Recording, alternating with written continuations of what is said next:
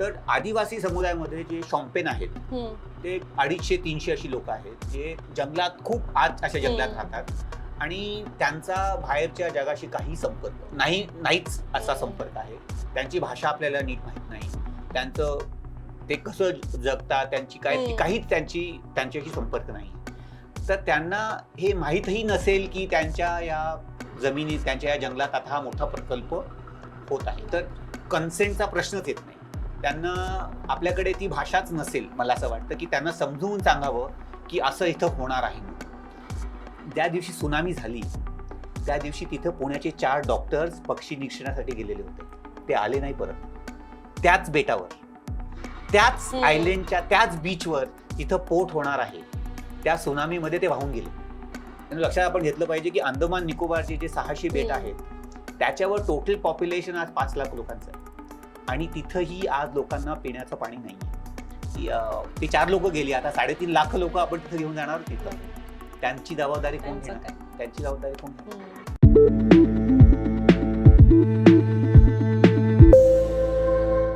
नमस्कार, मी Prajakta. Indi journal in फोकसमध्ये आपल्या सर्वांचं स्वागत आहे. गेल्या आठवड्यातच राष्ट्रीय हरित लवाद म्हणजे NGTनं द ग्रेट निकोबार प्रकल्पाला एका अर्थाने फायनल मान्यताच दिली. त्यांनी असं म्हटलं की या प्रकल्पाच्या कामामध्ये आम्ही कोणताही हस्तक्षेप करणार नाही, त्याची काही जरुरी वाटत नाही असं त्यांनी म्हटलं. ग्रेट निकोबार प्रकल्पाबद्दल जर तुम्हाला माहिती नसेल तर जवळपास 80,000 कोटी रुपये खर्च करून अंदमान निकोबार बेट समूहामधला जो सगळ्यात दक्षिणेकडचा भाग आहे तर तिथं हा एक मोठा प्रकल्प तयार होत आहे, ज्याच्यामध्ये एक पोर्ट असणार आहे, एअरपोर्ट असणार आहे, पर्यटनाचे वेगवेगळे झोन्स तिथं असणार आहेत आणि जवळपास 3.5 लाख लोक तिथे जाऊन राहतील अशी व्यवस्था या सगळ्यातनं करण्यात येणार आहे. असा हा मोठाच्या मोठा प्रकल्प आणि अतिशय महाग, अतिशय कॉस्टली हा प्रकल्प हा तिथं नियोजित केलेला आहे. आणि गेल्या काही वर्षांमध्ये, गेल्या 2-4 वर्षांमध्ये विशेषतः याबद्दलची भरपूर चर्चा आपण ऐकल्या असतील. याबद्दल बऱ्याच मोठ्या प्रमाणात वर्तमानपत्रांमधनं रिपोर्टिंग झालेलं आहे, याबद्दलची अनेक पुस्तकं आलेली आहेत आणि आता या सगळ्या प्रश्नाबद्दल आपण अजून थोडं सविस्तरपणे जाणून घेणार आहोत आज. आणि त्यासाठी स्टुडिओमध्ये आज आपल्यासोबत आलेले आहेत पंकज सेकसारिया.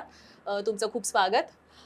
पंकज सर यांनी बऱ्याच काळापासून त्यांनी या सगळ्या प्रकल्पाबाबत आणि एकूणातच अंदमान निकोबारबद्दल सुद्धा भरपूर त्यांनी संशोधन केलेलं आहे आणि त्यांची island in flux, the great Nicobar betrayal, island on edge अशी पुस्तकं आलेली आहेत, एडिट केलेली आहेत त्यांनी ही पुस्तकं, ज्याच्यामध्ये ह्या सर्व प्रश्नावर भरपूर रिसर्च करून त्यांनी आणि त्यांच्या सहकाऱ्यांनी ह्या सगळ्याचा आढावा घेतलेला आहे. तर आज आपण त्यांच्याशी ह्या सगळ्या विषयाबद्दल चर्चा करणार आहोत. थँक्यू, तुम्ही आज इथे आलात. सगळ्यात पहिले मला असं वाटतं आपण अगदी बेसिक पासून सुरुवात करू. मी अगदी थोडं सांगितलंच आहे, पण तरी हा प्रकल्प नक्की काय आहे? द ग्रेट निकोबार प्रोजेक्ट म्हणजे नक्की काय आहे हे तुम्ही थोडंसं सांगा. जरूर. तर तुम्ही म्हणाला त्याप्रमाणे अंदमान निकोबार जे बेटचा जो समूह आहे त्यात सर्वात दक्षिणचा जो आहे ग्रेट निकोबार हा 920 स्क्वेअर किलोमीटरचा साधारणतः एक खूपच म्हणजे बऱ्यापैकी मोठा आणि खूप सुंदर असा हा एक बेट आहे. आणि तिथं ऑलमोस्ट 95% तिथं जंगल आहे. तिथं खूप आजच्या तारखेत खूप कमी लोक तिथं राहतात आणि इथं हा तुम्ही म्हणाल्याप्रमाणे एक 80,000 कोटी रुपयांचा, as a matter of fact 4 वर्षाआधी जेव्हा हा प्रोजेक्ट लक्षात आला तेव्हा 72,000 कोटीचा तो बजेट होता. आज 4 वर्षात आता ते कमीत कमी 92 ते 95 लाख हजार कोटीचं झालंय. तर 4 वर्षात 20% वाढ ऑलरेडी झालेली आहे आणि तिथं आयलंडवर काही काम अजून झालेलं नाही आहे. पण त्यात ह्या प्रोजेक्टचे 4 भाग आहेत. तुम्ही म्हणाल्याप्रमाणात एक मोठा तिथे एक बंदरगाह होणार आहे, पोर्ट होणार आहे, ट्रान्सशिपमेंट पोर्ट. 40 ते 50 हजार कोटी रुपयाचा तर तिथं इन्व्हेस्टमेंट आहे. पॉवर प्लांट आहे जे तिथं गरज आहे. एक एअरपोर्ट होणार आहे जे ड्युअल पर्पज असं म्हणतायत, डिफेन्स आणि सिव्हिलियन असा. आणि एक मोठी एक 130 स्क्वेअर किलोमीटरची अशी एक नवीन वसाहत, एक टाउनशिप तिथं तयार करण्यात येणार आहे. आणि तुम्ही म्हणाल्याप्रमाणे कमीत कमी 3.5 लाख लोक तिथून बाहेरून तिथं आणले जाणार आहेत तिथं. So this is mainly what this project is. त्याच्यात दोन तीन त्याचे लॉजिक्स आहेत. एक की इकॉनॉमिक त्याला खूप असं मानलं जातं की तिथं शिपिंग खूप होईल आणि शिप्स येतील आणि त्यानं फायदा होणार आहे. सहकार्याने जे केलंय रिसर्च त्या मानाने तिथं तो होणार नाहीये. आणि दुसरं जो मोठा मुद्दा आहे आणि जी एनजीटीने पण सांगितलेलं आहे की ती स्ट्रॅटेजिक त्याची व्हॅल्यू आहे. आपण त्याच्यावरही बोलू शकतो, पण इट्स क्वाईट क्लिअर की ते पण खरं ॲक्च्युली नाही आहे ते. कारण स्ट्रॅटेजिक जर एनजीटीने पण म्हटलं आहे, पण हा जो प्रोजेक्ट आहे तो 90% तरी कमर्शियल असा प्रोजेक्ट आहे. डिफेन्सचे तिथे काहीच एस्टॅब्लिशमेंट्स येणार नाही आहेत सध्या तरी. पण असा हा एक मोठा प्रकल्प आहे आणि मला असं वाटतं की आजच्या तारखेत म्हणजे इन कॉन्टेम्पररी इंडिया यापेक्षा मोठा असा प्रोजेक्ट याची संकल्पना अजून तरी झालेली नाही आहे. आणि एकाच बेटात एकाच जागी दिस मल्टीप्रॉंग प्रोजेक्ट असं बऱ्यापैकी मोठा असं घडलेलंच नाही आपल्याकडे. बरोबर. हे आता ज्या ठिकाणी हा प्रकल्प होतोय, ज्या बेटांवर हा होतोय, त्याचा बराचसा भाग तसं म्हटलं तर अनटच्ड आहे. म्हणजे इतक्या दिवसात अगदी म्हणजे आता रिसेंट काही काळात आपण पाहिलं की पर्यटन वाढलं असेल 1-2 दशकांमध्ये, पण त्याच्या आधी तसं म्हटलं तर पर्यटनही तिथं तेवढं नव्हतं. आणि दुसरं म्हणजे हा भाग 2004 मध्ये जी सुनामी झाली होती, तर त्यावेळेस सुद्धा हा भाग मोठ्या प्रमाणात बाधित झाला होता. तिथली भौगोलिक रचना बदलली होती. लोक बरेचसे विस्थापित झाले होते. मग अचानकपणे या भागावर या प्रकल्पासाठी लक्ष का वेधलं गेलं असावं सरकारचं? ते खरं सांगायचं तर ग्रेट निकोबार वर लक्ष नेहमीपासून आहे. कारण त्याचा जो लोकेशन आहे तो खूप इंटरेस्टिंग असा लोकेशन आहे. मलाका स्ट्रेट्स तो एक शिपिंग जी लेन आहे ती तिथून पास होते. आणि ग्रेट निकोबारचा दक्षिणचा टोक जो आहे, इंदिरा पॉइंट जो आपण म्हणतो, भारताचा सर्वात दक्षिणचा टोक, तो इंडोनेशियाच्या बेटापासून, सुमात्राच्या आयलंड पासून 50 किंवा 60 नॉटिकल माईलच्या डिस्टन्सवर आहे. तर स्ट्रॅटेजिकली त्या मानानं ते महत्त्वाचं आहे. There no denying that. पण ही प्रश्न होती नेहमी की तिथं आदिवासी लोक आहेत, तिथं जंगल आहेत, हे टेक्टॉनिकली खूप ऍक्टिव्ह आहे, तिथं खूप भूकंप येत असतात. तर ही चर्चा या इथं काहीतरी करावं अशी चर्चा 3-4 दशकापासून होत आहे.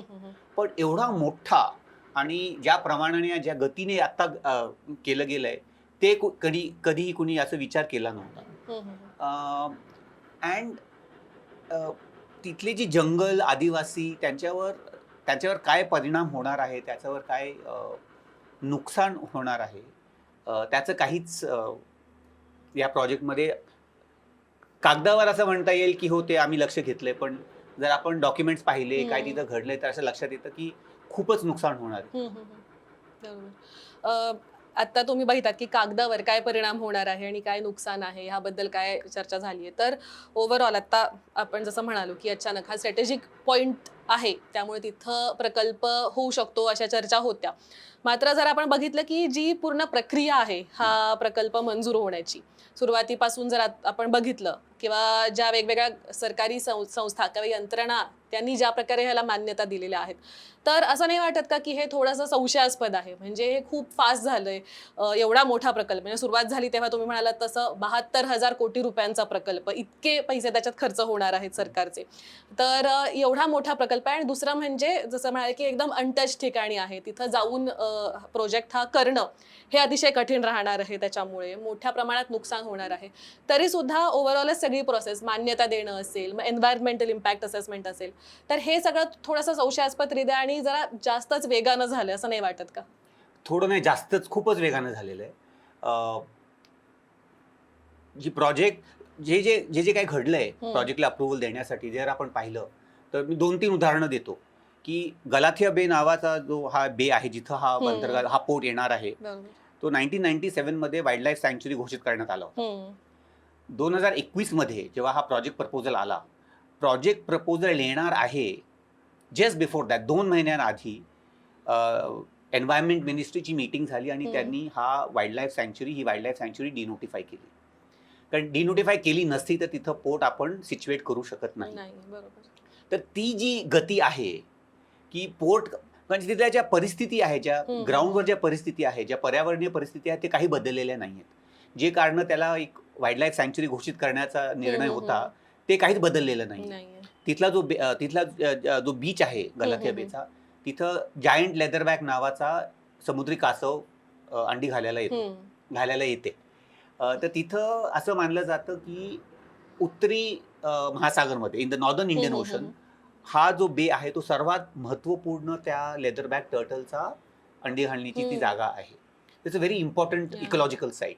तिथं प्रवाळ आहेत, तिथं कांदळवन आहे, तिथं निकोबार मेगापोड नावाची एक पक्षी आहे जी फक्त निकोबारच्या द्वीपांमध्ये सापडते, जगात अजून कुठेही नाहीये. तर ती एक 10-12 स्क्वेअर किलोमीटरची वाईल्ड लाईफ सँक्च्युरी होती. ती याच्यासाठी डिनोटिफाय केली गेली. आणि मग एन्व्हायरमेंट इम्पॅक्ट असेसमेंट रिपोर्ट जो आहे तो पब्लिश झाला आणि त्याला परवानगी दिली गेली. ते फक्त 1.5 वर्ष पण त्यात गेलेलं नाही. तर एवढा मोठा प्रोजेक्ट नोव्हेंबर 2022 मध्ये एन्व्हायरमेंटल क्लिअरन्स दिली गेली. ते चॅलेंज केलं गेलं NGT मध्ये आणि आपण जे बोललो ते सोमवारी जे NGTने जे क्लिअरन्स दिलंय त्याची NGTने क्लिअरन्स दिलेलं नाहीये. NGTने जे चॅलेंज केली होती पर्यावरण लोकांनी त्यांना म्हटलं की ती जी चॅलेंज आहे त्याला डिसमिस केलेली आहे. So that's just a small technical aspect. So 1.5 वर्षात एवढा मोठा प्रोजेक्ट आपण जर पाहिला की त्याला क्लिअरन्स दिलेली आहे आणि जर तुम्ही EIA रिपोर्ट जी आहे जी लिटिल बिट केअरफुली जर आपण वाचली तर ती हास्यपद आहे. तर एवढ्या चुका आहेत त्याच्यात मुद्दामून असं वाटतं की माहिती जी असली पाहिजे ती नाहीये, ती चुकीची माहिती दिलेली आहे.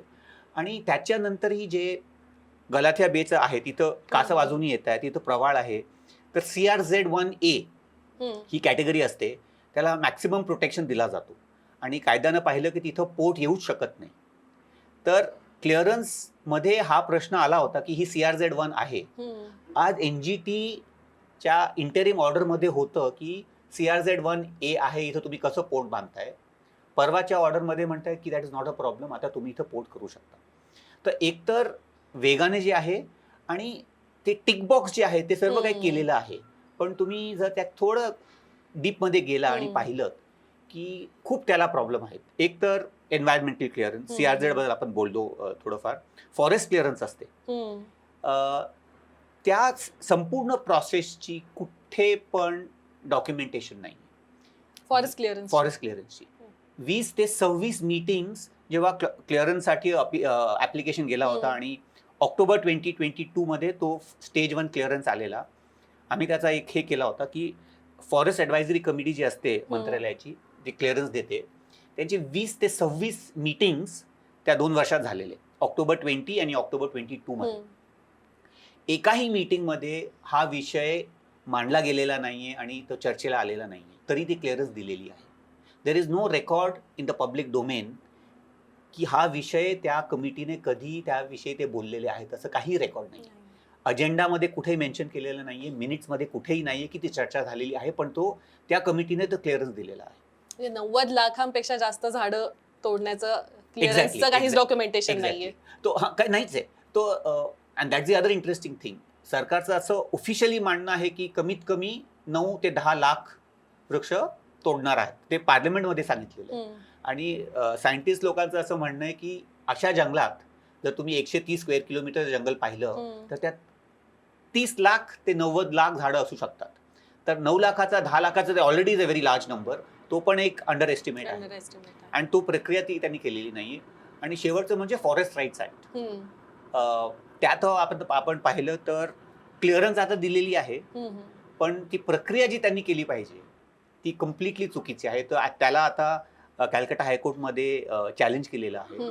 पण ज्या समिती त्यांनी गठीत करायला पाहिजे, जी प्रक्रिया केली पाहिजे, त्या समितीमध्ये आदिवासी नाहीच नव्हते.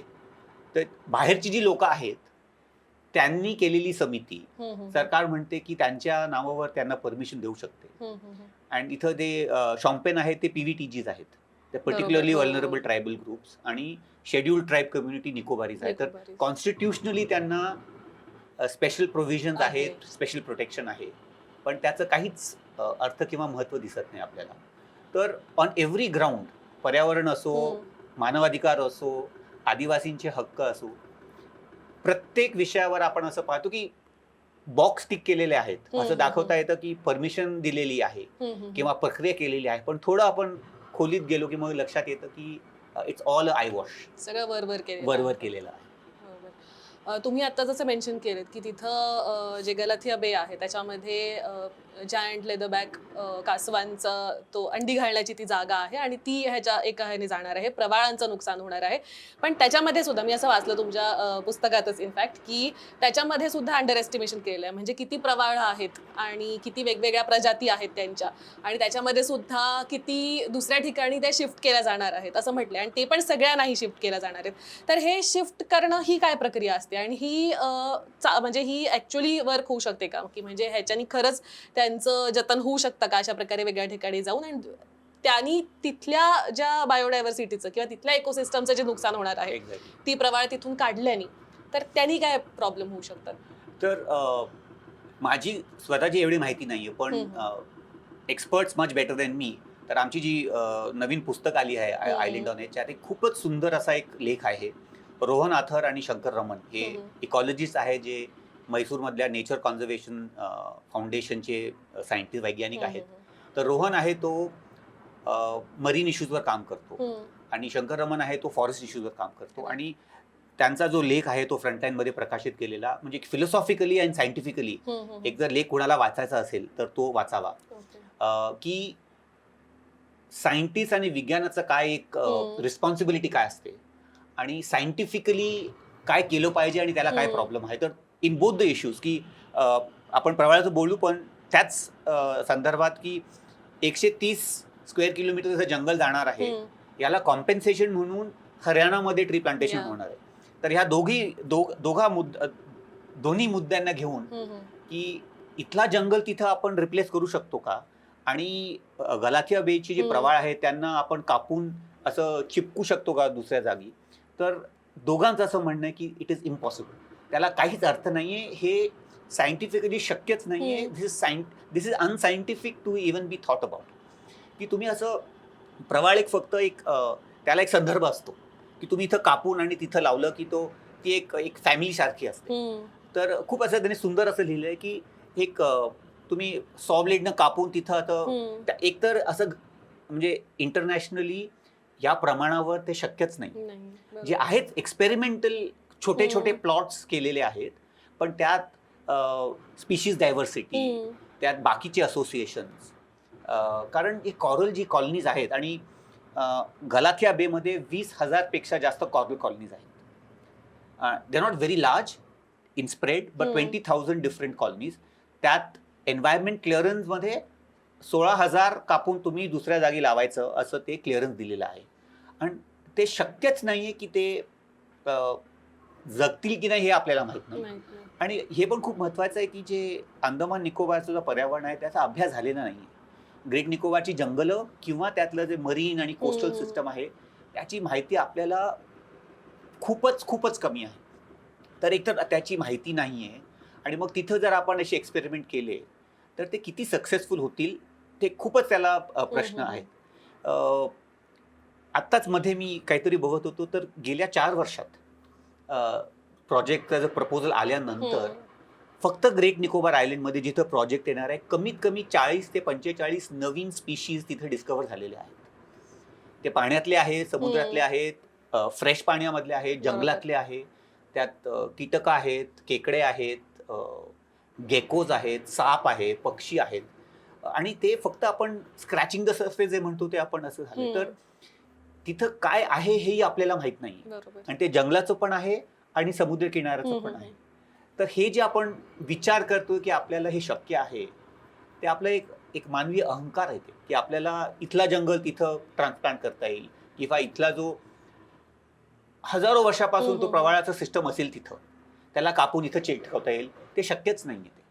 So this is the very technocratic scientific approach that is ignoring तिथलं जे अस्तित्व आहे, जे खरं जे आहे ते शक्यच नाही आपल्याला ते रिप्लेस करायला. So it is very tragic म्हणजे होणार आहे ते तिथं. बरोबर. तेच हे म्हटलं की इतकं प्राचीन ते जंगल आहे, Exactly. इतकी प्राचीन ती इकोसिस्टम आहे. की ती व्यवस्थित अभ्यास न करता अशा प्रकारे पूर्ण हलवून टाकायचा विचार कसा कोणी करू शकतं. आदिवासींबद्दल तुम्ही आत्ता म्हणालात की तिथे ज्या 2 मुख्य तिथल्या जमाती आहेत त्या PVTG सुद्धा आहेत. हो. तर आपण बघतो कुठंही हे असं देशभरातच सगळीकडे आदिवासी हक्कांसाठी काम करणारे कार्यकर्ते असतील, कोणी असतील, हे ह्याच्याबद्दल कायम बोलत असतात की आदिवासी राहतात त्या भागांमध्ये, त्यांना काही करायचं असेल, त्यांना तिथं नळाने पाणी आणायचं असेल, त्यांना साधा रस्ता करायचा असेल छोटा त्यांच्यासाठी, तरी त्यांच्यासमोर खूप अडचणी निर्माण अडचणी. केल्या जातात की हा जंगलाचा एरिया आहे, हा फॉरेस्टच्या अंडर येतो, तुम्ही इथं काही करू शकत नाही. मात्र जेव्हा अशा मोठ्या प्रकल्पांना मान्यता द्यायच्या असतात तेव्हा मात्र सरकार एकदम सढळ काही असते, विचार करत नाही त्यांना आपण. एकदम हे देऊन टाकते. तर तसं, आणि एक जो मोठा मुद्दा असतो तो असतो कन्सेंटचा, की आपण बघतो की इथं सुद्धा म्हणजे मेनलँड भारतात सुद्धा जेव्हा असे काही हो. प्रश्न येतात, जेव्हा अशा ठिकाणावरचे प्रश्न येतात की जिथले आदिवासी कम्युनिटीज त्यातल्या त्यात जास्त ज्यांना माहिती असू शकते ह्या सगळ्या गोष्टींची, जास्त त्यांच्याकडे एव्हेन्यूज असू शकतात हे चॅलेंज करायला, तर अशा ठिकाणी सुद्धा संमती घेतली जात नाही. अशा ठिकाणी सुद्धा जे कायदे आहेत, पेसा असेल, दुसरं काही असेल, तर हे संमतीशिवाय प्रकल्प पुढे दामटले जातात. तर निकोबारमध्ये जेव्हा हे झालं तेव्हा तिथं काय झालं, म्हणजे स्थानिकांना ह्याच्याबद्दलची माहिती कशी पोचली किंवा त्यांच्यापर्यंत पोचली का, त्यांच्या संमतीचा कुठेही काही विचार केला गेला का, याबद्दल तुम्हाला तुमच्या संशोधनात काही समोर आलं का? पण आहे ना, खूप म्हणजे खूप इंटरेस्टिंग अशा गोष्टी आहेत. आणि दोन तिथे मुद्दे आहेत. एक तर 2 प्रकारच्या आदिवासी जमाती आहेत. एक शॉम्पेन आहे जी PVTची आहे, आणि निकोबारीज आहेत. त्यांचा संपर्क बाहेरच्या जगाशी खूप आहे.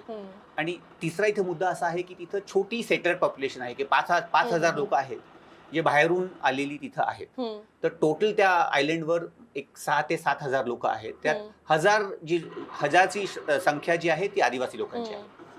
तर आदिवासी समुदायामध्ये जे शॉम्पेन आहेत ते 250-300 अशी लोक आहेत जे जंगलात, खूप आत अशा जंगलात राहतात, आणि त्यांचा बाहेरच्या जगाशी काही संपर्क नाहीच असा संपर्क आहे.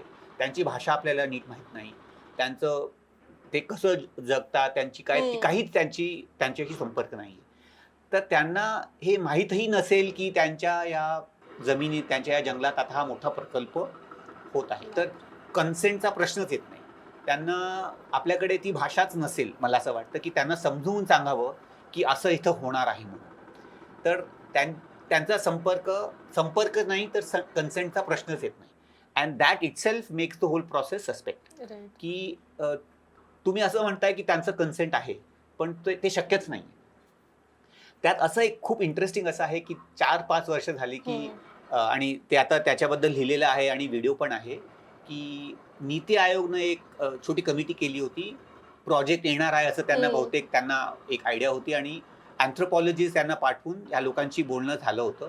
तर एक इंटरव्ह्यू क्लिप आहे ज्याच्यात थोडे जे बाहेर येत होते शॉम्पेन, त्याचा एक छोटा इंटरव्ह्यू क्लिप आहे. तिथं तो म्हणतो, आणि ते आता ऑनलाईन आहे, स्क्रोलच्या एका इंटरव्ह्यूमध्ये ते आहे पण, की तुम्ही आमच्या जंगलात येऊ नका, तुम्ही समुद्रकिनारी तुम्हाला जे करायचं असेल तुम्ही करा.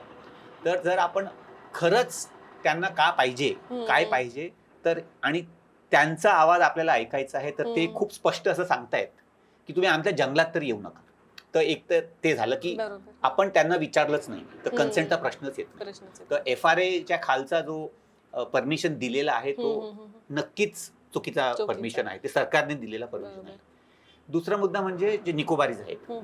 निकोबारी लोकांचं असं आहे की तुम्ही डेव्हलपमेंट वगैरे करा, पण आम्हाला आमची जी जमीन होती ती आमच्याकडून घेऊ नका तुम्ही.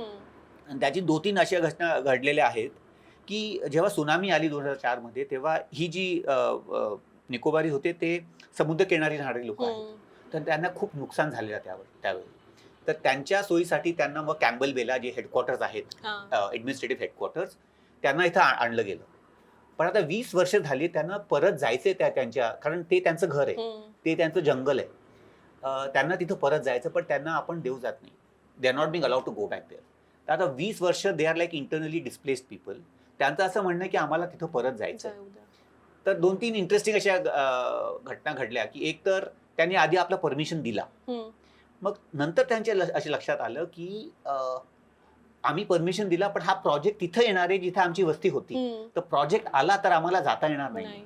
तर त्यांनी ऑफिशियली, आणि ग्रेट निकोबार बेट्रेलमध्ये त्यांचं पत्र आहे, ऑफिशियली पत्र लिहिलेलं आहे की आम्ही जो नो ऑब्जेक्शन सर्टिफिकेट दिला होता तो आम्ही आता परत घेतोय, कारण आम्ही तो दिला तेव्हा आम्हाला संपूर्ण माहिती नव्हती.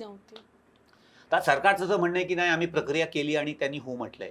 पण that becomes very hyper technical and very bureaucratic process. It's not informed consent. It's not inform consent. आणि असेलही तर ज्या लोकांचं अस्तित्व तिथं आता निर्भर आहे ते म्हणतायत की आम्हाला ते आता मान्य नाहीये, तर आपण त्याला मान्य केलं पाहिजे. आपण ते जे म्हणतायत एक ते आता 1च महिना झाला असेल, त्यांनी प्रेस कॉन्फरन्स करून असंही म्हटलं होतं आणि प्रेसमध्ये रिपोर्टही झालं होतं की आमच्यावर प्रेशर, इन्फॉर्मल प्रेशर येतोय की आम्ही आमच्या जमिनी ज्या आहेत ते व्हॉलेंटरी सरेंडर कराव्यात. तर वेगवेगळ्या प्रकारच्या प्रेशर त्यांच्यावर येत आहेत. तर नक्कीच त्यांचं जे अधिकार आहे, लिव्ह अलोन देअर कल्चर आणि ते. आणि दुसरं महत्वाचं खूप हे की टोटल ते आता आज समजा 1000 लोक आहेत आणि या प्रोजेक्ट जर झाला तर या आयलंडवर 3 ते 3.5 लाख लोक येतील. आणि तुम्ही तो प्रपोर्शन बघा, एक आदिवासीच्या समोर 30,000 बाहेरचे माणसं येतात.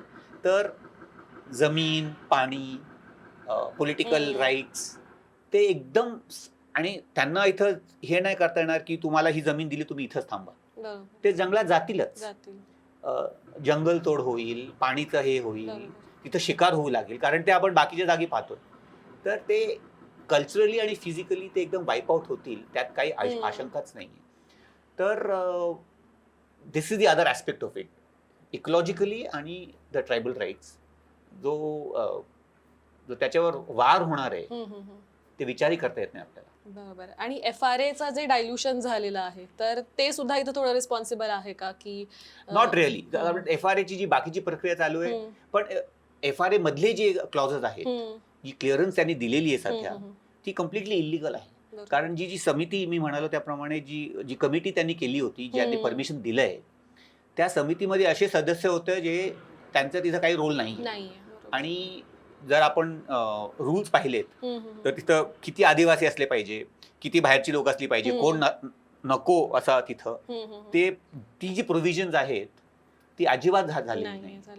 आणि ते 20 दिवसात तो प्रक्रिया ती कम्प्लीट केलेली FRAच्या क्लिअरन्सची, ते शक्यच नाही. तर त्यात खूप कॉन्ट्रडिक्शन आहेत. 2 मीटिंग एकाच जागी किंवा एकाच वेळी 2 जागी कसे केले, असे खूप छोटे छोटे आहेत. पण the larger issue is of course की त्यांच्या राईट्स जे आहेत, कारण under habitat rights under the FRA ते खूप क्लिअर आहे की काही आपल्याला करता येईल. तर ते व्हायलेशन तर खूप साफ असा व्हायलेशन झालेला आहे एका अर्थाने. आणि हे पण दिसतंय की सुनामीमुळे जे विस्थापन झालं होतं त्याचा फायदा उठवून हे जमीन कशी ग्रॅब करायची असा हा प्रयत्न होता. त्यांना परत का, त्यांना जर जायचं असेल तर आपण त्यांचं हेल्प केली पाहिजे. बरोबर. त्याला थांबवायचा हक्क कसा आहे नाहीच. आणि इथं ते राहतात, त्यांचं खूप म्हणजे खूप दुःख असं ज्यांचे स्टेटमेंट वाचले की आम्ही इथं एक we are living in settlements जिथं आम्हाला जंगल नाही, आमची जी मुलं आहेत त्यांना काही आपल्या जंगलाबद्दल, कल्चरबद्दल काहीच नाही, आम्हाला इथं जमत नाहीये, इथं खूप गरम आहे. अँड इट इज लाईक छोट्या टीन, आधी केलेल्या टीनच्या शेड्स होत्या. It's a very miserable kind of condition तिथं. तर and why should that be the case. बरोबर. सुनामीचा आत्ता आपण उल्लेख केला आणि हा जो सर्व प्रदेश आहे जिथं हा प्रकल्प येऊ घातलाय, तर तो भूकंप प्रवण प्रदेश आहे, साइझमिक झोन आहे पूर्णपणे. 2004 मध्ये जी सुनामी आली होती त्याचे काय भयंकर त्याच्यानंतर जे काही झालं होतं ते आपण बघितलं होतं. भौगोलिक रचना बदलली, त्याला इकॉनॉमीला मोठा फटका बसला, त्याच्यात ओव्हरऑलच सगळंच आपण बघतो की केवढं मोठं नुकसान त्याच्यामुळे झालं होतं. आणि त्याच्यानंतर सुद्धा तुमच्या पुस्तकात सुद्धा हे मेन्शन्ड आहे की गेल्या 10 वर्षात भरपूर भूकंप त्या ह्याच्यात सतत, म्हणजे ऑन एव्हरेज साधारण आठवड्याला 1 भूकंप असेल एवढे भूकंप तिथं झालेले आहेत, त्या भागात होत असतात. तर एवढं अशा परिस्थितीत तिथं इतके पैसे खर्च करून एवढा मोठा प्रोजेक्ट करायचा, दुसरं म्हणजे 3.5 लाखच्या आसपास लोकांना तिथं नेऊन बसवायचं. तर एक साइझमिक झोनमध्ये हा प्रोजेक्ट करणं हे कितीसं सुरक्षित आहे ह्या प्रकल्पासाठी, त्याच्यामध्ये जी काही इन्व्हेस्टमेंट होणार आहे त्याच्यासाठी हे सर्व लोक जे बाहेरून तिथं नेणार आहेत, म्हणजे ह्या सगळ्या इन्फ्रास्ट्रक्चरल डेव्हलपमेंटमुळे अजून त्या ठिकाणी प्रेशर होऊन अजून अशी काहीतरी घटना होण्याची मोठी शक्यता निर्माण होते का? ऍब्सोल्युटली. म्हणजे हा प्रश्न मला अजिबात की कसं कशावरून आपण करतोय. कारण जो इंदिरा पॉइंटचा जो लाईट हाऊस आहे, आजचं जर तुम्ही चित्र पाहिलं आणि कुठेही आज मीडियामध्ये तो येतो, तर तो जो लाईट हाऊस आहे तो पाण्यात उभा असलेला दिसतो आपल्याला. 2004च्या आधीचा जर आपण पिक्चर पाहिला तर तो लाईट हाऊस जंगलात उभा होता. तर ॲक्च्युली आपल्याला हे लक्षात येत नाही आहे की म्हणाल्याप्रमाणे की इथे एवढी ॲक्टिव्हिटी आहे भूकंपाची की 2004चा जो भूकंप होता त्यामुळे ग्रेट निकोबारचा जो कोस्ट आहे तो कमीत कमी 15 फूट पाण्यात गेला होता. म्हणून जंगलात आणि पाण्यावरचा जो लाईट हाऊस आहे तो पडला नाही, पण तो पाण्यात उभा आहे. तर इतकी जमीन तिथं खाली गेलेली. आणि याच किनाऱ्यावर जर तुम्ही 50,000 कोटी रुपये तुम्ही इन्व्हेस्ट करणार आहात, तिथे तुम्ही पोर्ट बांधणार आहात, तर उद्या जर परत भूकंप आला किंवा येणारच आहे, सुनामी येऊ शकते, तर ती जमीन वर केव्हा गेली का खाली गेली तर तुमचं पोट राहणारच नाही. पाण्यात बुडून जाईल किंवा वर येईल की तिथं शिप येऊ शकत नाही. तर एका वेळी आपण आदिवासींना विसरूया, पर्यावरण आणि जैविधता विसरूया, कासवांना विसरूया, त्यांना जाऊ द्या. पण हा जो 50,000 कोटी रुपयांचा खर्च आणि इन्व्हेस्टमेंट आहे त्याला किती मोठा धोका आहे याचा कोणी विचार केला आहे का? तुम्ही म्हणाल्याप्रमाणे 3 लाख लोक तिथं येतील, त्यांना काही झालं भूकंप किंवा सुनामी, त्यांची जबाबदारी कोण घेणार आहे? So this is actually inviting disaster, this is inviting trouble. आणि का आपण हे करतोय याचं मला तरी काही लक्ष येत नाही. आणि पैसे कोणाचे खर्च होणार आहेत, प्रॉफिट कोणाला होणार आहे आणि नुकसान कोणाचं होणार आहे, हा जर आपण विचार केला तर इकॉनॉमिकली पण याला काही अर्थ होत नाही. आणि गेल्या 6-8 महिने 10 महिन्यात खूप असे लेख पण आली आहेत की हा जो इकॉनॉमिक जो लॉजिक आहे की इथं पोर्ट करूया मग शिप्स येतील वगैरे, त्याचे नंबर ते जोडत नाही की तुम्ही एवढा इन्व्हेस्टमेंट करताय तर तुम्हाला एवढी शिपिंग पाहिजे, एवढा कार्गो आला पाहिजे. तर ते शक्यच नाही. कारण तुम्ही सिंगापूर किंवा कोलंबो किंवा हाँगकाँगला कॉम्पिटिशन कसं होणार आहात, ते गप्प बसणार नाही आहेत ते पोर्ट्स. त्यांची खूप कामं चालू आहेत टू इम्प्रूव्ह एफिशियन्सी, टू ते सोडणार नाहीत धंदा आपला. तर 50,000 कोटी रुपये या किनाऱ्यावर खर्च करणे आणि परत भूकंप येतोच आहे, सुनामी पण येणारच आहे, तर we are just increasing the vulnerability. आणि दुसरं म्हणजे परवाच एक रिसर्चरचा माझ्याकडे फोन आला होता की इथं पिण्याचं पाण्याचं काय, या आयलंडवर 3 लाख लोक. लक्षात आपण घेतलं पाहिजे की अंदमान निकोबारचे जे 600 बेट आहेत त्याच्यावर टोटल पॉप्युलेशन आज 5 लाख लोकांचं आहे. आणि तिथंही आज लोकांना पिण्याचं पाणी नाहीये. पोर्टब्लेअरच्या शहरात 1-1.5 लाख लोक असतील. या समरमध्ये त्यांना घरात 1 दिवस पाणी येतो आठवड्यात. बापरे. 5 lakh people in 600 island. On one island जर आपण 3 लाख लोक पाठवली. आणि दुसरं माझ्या लक्षात येतंय की हा जो गलाथिया बे आहे ना, याचा पुण्याचा एक खूप इंटरेस्टिंग आणि खूप दुःखद असा एक संबंध आहे. ज्या दिवशी सुनामी झाली त्या दिवशी तिथं पुण्याचे 4 डॉक्टर्स पक्षी निरीक्षणासाठी गेलेले होते. ते आले नाही परत. त्याच बेटावर, त्याच आयलंडच्या त्याच बीचवर तिथं पोर्ट होणार आहे, त्या सुनामीमध्ये ते वाहून गेले. खूप मला आठवतं, आज आम्ही त्यावेळी पुण्याला होतो, किती पुण्याच्या मीडियाला आलं होतं, किती लोकांनी प्रयत्न केले की तिथं आपण, पण ती गेली ती माणसं. ते मेडिकल डॉक्टर्स, ते पक्षी निरीक्षणासाठी आणि पर्यावरण प्रेमी अशी लोक होती. तर खूप पुण्यासारख्या शहरात ते खूप महत्वाचं आहे की आपण ते विचार करावा की ते 4 लोक गेली, आता 3.5 लाख लोक आपण तिथे घेऊन जाणार तिथं. त्यांची जबाबदारी कोण घेणार? त्यांची जबाबदारी कोण घेणार? असं काही जेव्हा मुद्दा येतो आणि अशा प्रकारे जेव्हा आपण बोलत असतो, प्रकल्पांच्या अनुषंगाने जेव्हा आपण पर्यावरणाविषयी, आदिवासीविषयी बोलत असतो, तेव्हा नेहमी हा एक प्रश्न येतो की मग तुमचा नेहमी प्रत्येक प्रकल्पाला विरोध का असतो? तुमचा नेहमी विकासालाच विरोध का असतो? मग ह्या संदर्भात तुम्हाला काय वाटते की म्हणजे जर निकोबार बेटांवर जर करायचा झाला विकास तर तो कशा फॉर्म मध्ये पाहिजे, आणि आता जो सरकारने प्लॅन केला आहे ते त्याच्या कुठे जवळ जातंय का? जवळ जातच नाही ना. लोकांची तिथं काय गरज आहे? जे सेटलर लोक आहेत, जे आपण बोललो नाही त्यांच्याबद्दल, त्यांच्या डिमांड्स आहेत की त्यांना बेसिक त्यांच्या फॅसिलिटीज पाहिजेत. कारण त्यांचा जो इतिहास आहे तो खूप इंटरेस्टिंग इतिहास आहे. 60s and 70s मध्ये सरकार म्हणाली की त्या बेटावर कुणीच नाहीये, तर मेनलँडवरच्या लोकांना तिथं आपण सेटल करूया. आणि तिथं खूप इंटरेस्टिंग मनीष चंडी नावाचे रिसर्चर आहेत, त्यांच्याकडे रेकॉर्ड्स आहेत की तिथल्या आदिवासींना सरकारची तिथं मदत केली होती की ही जमीन तुम्ही वापरा, ही आमची जमीन आहे पण तुम्ही वापरा Settlers-साठी. सेटलरसाठी. आणि आज आम्हीच त्या लोकांचं असं सत्यानाश करायला चाललो. तर हा विकास कसा झाला? आणि बेसिक फॅसिलिटीज ज्या आहेत ते दिल्या पाहिजेत आपण, पण ते असं म्हणजे त्यांना असं द्यायला पाहिजे की आपण असं देणार, कारण 90,000 कोटी रुपयांची त्यांची गरज नाही. त्यांचं असं म्हणणं आहे की आमच्याकडे डेव्हलपमेंट आलेला नाहीये आणि खूप वेळा ते आमच्यासारख्या लोकांना मग वी बिकम रिस्पॉन्सिबल की तुम्ही बरोबर, हां. आमच्याकडे डेव्हलपमेंट येऊ देत नाही. पण सरकारने जे प्रॉमिस केलेलं आहे ते आम्ही देऊ शकत नाही. पण तुमच्यासाठी किंवा ज्या लोकल लोक आहेत त्यांच्यासाठी हा प्रोजेक्ट नाहीये. थोडंफार त्यांना काहीतरी इन्व्हेस्टमेंट येईल, काहीतरी ऑपॉर्च्युनिटीज येतील, पण जे सेटलर्स आहेत त्यांची जी जमीन त्यांच्याकडे रेव्हेन्यू लँड्स होत्या त्या आत्ता सध्या त्याचं काय म्हणतात त्याला आपण सरकार घेणार आहे फॉर द प्रोजेक्ट. ओके, म्हणजे सेटलर्सची जमीन सुद्धा सरकार घेणार आहे. आणि सेटलर आता कंप्लेन करतायत की आम्हाला तेवढं कॉम्पेन्सेशन तुम्ही देत नाहीये जेवढं तुम्ही दिलं पाहिजे. तर आपण तसं पाहिलं तर दिस इज व्हेरी अनफॉर्च्युनेट की जे सेटलर्स आहेत त्यांचं म्हणणं की प्रोजेक्ट करा, आदिवासीची जमीन गेली तर काय हरकत नाही, कारण ती मेनली आदिवासीची जमीन आहे. पण तुमच्या 5, 7, 8 जे एकर आहेत ते जेव्हा ते तुम्ही देणार नाहीत unless you get proper compensation. आणि ते बरोबर आहे, ते दिलं पाहिजे, पण ते कॉन्ट्रडिक्शन आहे तिथं. आणि विकास म्हणजे काय हा मोठा प्रश्न आहेच. आता 90,000 कोटी रुपये तुम्ही तिथं इन्व्हेस्ट करून काय फायदा होणार आहे? तिथं फक्त विनाशच विनाश दिसतो. तर तिथं पर्यावरण, जैवविविधता, जंगल, आदिवासी, बाहेरची लोक, फायनान्शियल लॉस, इन्फ्रास्ट्रक्चर डिस्ट्रक्शन. मग हा विकास कसा झाला?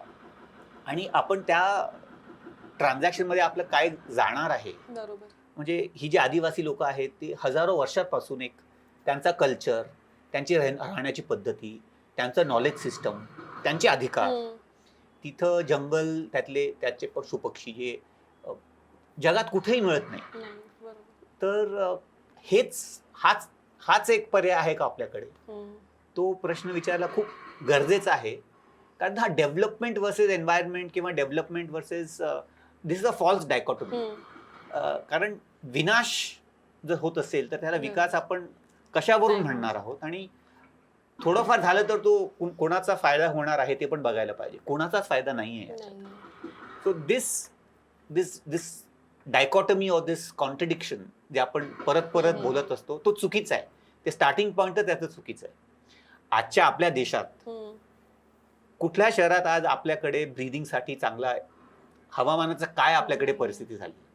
AQI यावेळेस AQI बघा काय आहे पुण्याच्या शहरात किंवा मुंबईच्या शहरात, कुठल्या भागात आहे देशाचं? हा कसला विकास आहे? प्रत्येक शहरात आता नळात आता गटरचं पाणी येऊ लागलं. इंदोरमध्ये लोक मेली.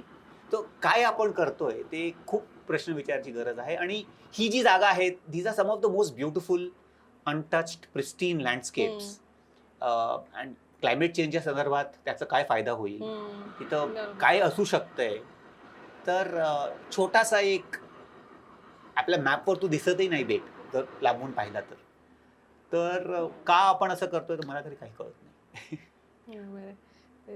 मला असं वाटतं याच नोटवर आपण थांबूयात की विकास म्हणजे फक्त विनाश आहे का, की विकासाच्या वेगळ्या व्याख्या पण असू शकतात? हा प्रश्न सर्वांनीच विचारणं. मला अजून एक छोटंसं मला असं सांगायचं वाटतं की लोकांकडे अजूनही शक्ती आहे ॲज सिटिझन्स. कारण जे आता NGTचं ऑर्डर आलंय ते एक आहे, ठीक आहे, पण गेली 2-3 वर्ष आम्ही पाहिलीत की ज्याप्रमाणे लोकांनी, मीडियानी प्रतिसाद दिलाय, प्रश्न विचारली आहेत, कारण लोकांना आता लक्षात येऊ लागले की हा विकास नाही. तर आणि मला असं वाटतं की ॲज सिटिझन्स आपल्याकडे अधिकार पण आहे आणि आपल्याकडे ऑपॉर्च्युनिटीज पण आहेत. प्रश्न विचारण्यात काही हरकत नाहीये. आणि मला असा अजूनही आय हॅव होप की जे पॉवरमध्ये आहे, जे हे करतायत त्यांना लक्षात येईल की आज कोणाचाच फायदा नाहीये. पण त्याच्यासाठी आपल्याला प्रश्न कॉन्स्टंटली विचारायला पाहिजेत.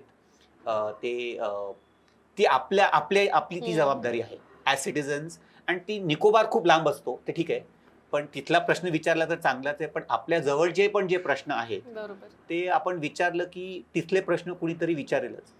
पण त्यामुळे हे सारखे इंटरव्ह्यू मला खूप म्हणजे आय एम रिअली ग्रेटफुल की तुम्ही हे केलं आहे, कारण मुद्दे हे सर्वांना पटतील, ते माहिती गेली पाहिजे आणि चर्चा झाली पाहिजे, आणि मग लक्षात येईल आपल्या की हे गरज नाही ॲक्च्युली याची.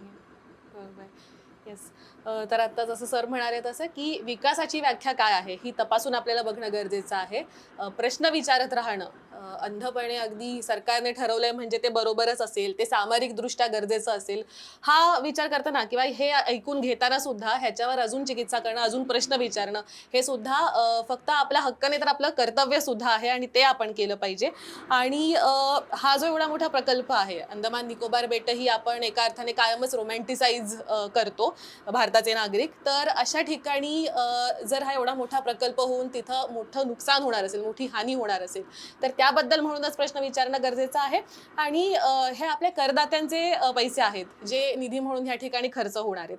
तर एवढ्या मोठ्या प्रमाणावर पैसे खर्च करून हा प्रकल्प होणं गरजेचं आहे का, हा सुद्धा एक मोठा प्रकल्प प्रश्न आपण विचारला पाहिजे असं मला वाटतंय. याच नोटवर आपण आपला हा आजचा संवाद थांबूया. तुम्ही आज इथं आलात, आम्हाला वेळ दिली, त्याच्याबद्दल तुमचे खूप खूप आभार. आपण पुन्हा याच्यावर नक्कीच चर्चा करू, पुढे काय होतंय हे बघत राहू. इंडी जर्नलवर यासारखे अनेक पॉडकास्ट, इंटरव्ह्यूज, एक्सप्लेनर व्हिडिओज, रिपोर्टाजेस तुम्हाला बघता येतील. यासाठी हे चॅनल सबस्क्राईब करा. या व्हिडिओबद्दल तुम्हाला काय वाटतंय, या विषयाबद्दल तुम्हाला काय वाटतंय हे कमेंट्समध्ये नक्की नोंदवा. तुमच्या काही सूचना असतील तर त्या सुद्धा द्या. हा व्हिडिओ लाईक करा, शेअर करा आणि पाहत राहा इंडी जर्नल.